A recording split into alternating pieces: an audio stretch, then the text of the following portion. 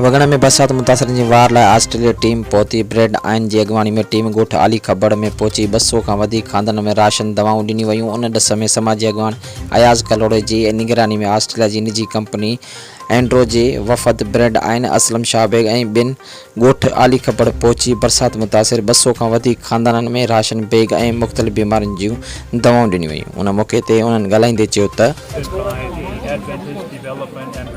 Association in Pakistan.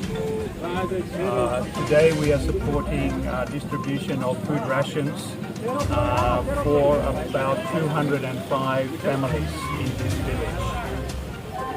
The situation is very extreme and there are many millions of people that need more support. We call on the international community to really recognize the situation here and to provide more support through government systems, through the UN, through NGOs, so that the support can be received by the many millions of people that are suffering.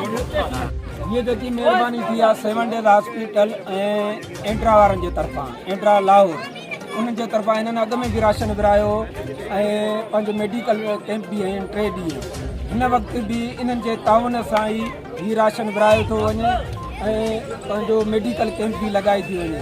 असां ॻोठाणनि जी इहा कोशिशि आहे त इन्हनि खे घर बि ठाराए ॾियूं ऐं पंहिंजो ख़ासि तौर ते DC साहब कंबर जी महिरबानी आहे जंहिं पंहिंजो असांजा भरपूर ताउन कयो ऐं पंहिंजो AC साहब समीला वगण हेॾे मोकिलियईं जिन अंग्रेज़नि खे ब्रीफ कयो उन DC साहब जी वॾी महिरबानी। हुन अस्पताल से आई है आली में पहिरियां बि हिन राशन डिस्ट्रीब्यूट कयो हींअर बि 205 फैमिलीज़ में राशन डिस्ट्रीब्यूशन कनि था। हुन में असिस्टेंट कमिश्नर ऑफिस ऐं डिप्टी कमिश्नर ऑफिस जेके बि